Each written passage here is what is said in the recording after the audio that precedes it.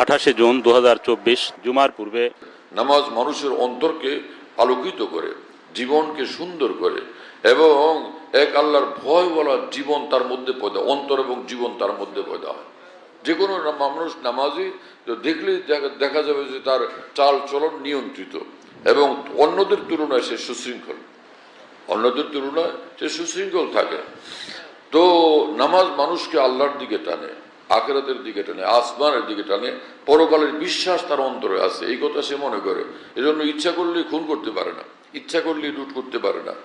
নামাজের যে নামাজ যে উন্নত মন তৈরি করে সেটা তাকে বাধা দেয়। যে তুমি মসজিদে যাও, তুমি জায়নামাজে দাঁড়াও, তুমি নামাজ পড়ো, তোমার কাজ এই কাজ। তো ভিতর থেকে নামাজ তাকে অন্যায় কাজ থেকে বাধা দেয়। হ্যাঁ, ইন্নাস সালাতা তানহা আনিল ফাহশাই ওয়াল মুনকার। কোরআন শরীফে আল্লাহ পাক বলছে নিঃসন্দেহে নামাজ সে অন্যায় কাজ থেকে মানুষদেরকে বাধা দেয় এবং যে কোনো অন্যায় কাজ, খারাপ কাজ এবং বেলেল্লাপনা, অশ্লীল কাজ থেকে তাকে বিরত রাখে। ওয়ালা যিকরুল্লাহ আকবার। এবং এই নামাজ আল্লাহ পাকের শ্রেষ্ঠ জিকির, ওর সবচেয়ে বড়, আল্লাহর জিকির সবচেয়ে বড় জিনিস। তো নামাজ হলো আল্লাহ পাকের শ্রেষ্ঠ জিকির। নামাজের পুরোটা শুরু থেকে শেষ পর্যন্ত জিকিরই জিকির, আল্লাহ পাকের জিকির। একদল লোক মুসলমান কিন্তু আল্লাহ পাকের জিকির খুঁজে পায় না, জিকির থেকে বঞ্চিত এক জীবন নিয়ে কবরে যাবে, কত আফসোসের কথা।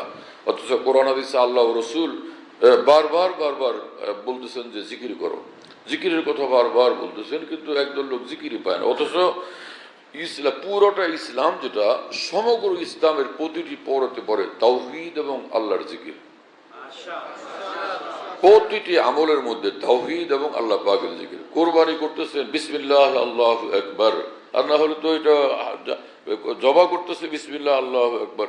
ওখানে বিসমিল্লাহ আল্লাহু আকবার বললে তো, না বললে তো জানোয়ার হালাল হবে না, বলা ওয়াজিব না, বলতে হবে। তো বিসমিল্লাহ আল্লাহু আকবার বলতে হয়। দেখেন হজ করতে যায় লাব্বাইক আল্লাহুম্মা লাব্বাইক, আল্লাহ পাকের জিকির।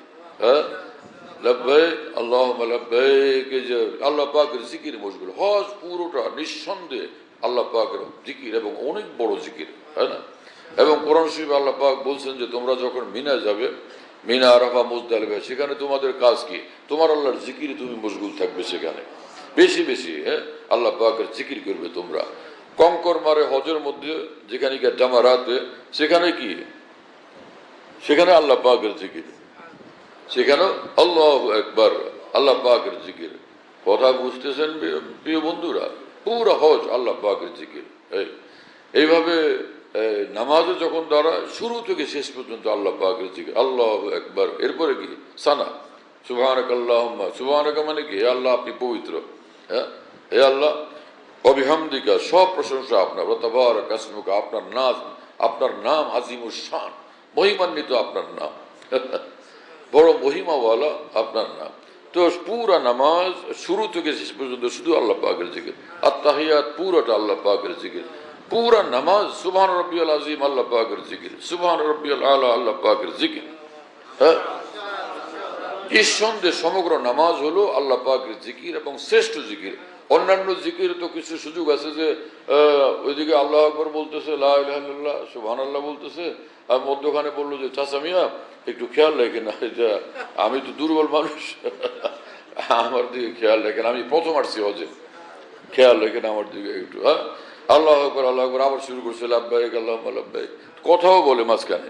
কিন্তু নামাজের শুরু থেকে শেষ পর্যন্ত নিয়ে শেষ পর্যন্ত কারোর সঙ্গে কথা বলার সুযোগ নেই।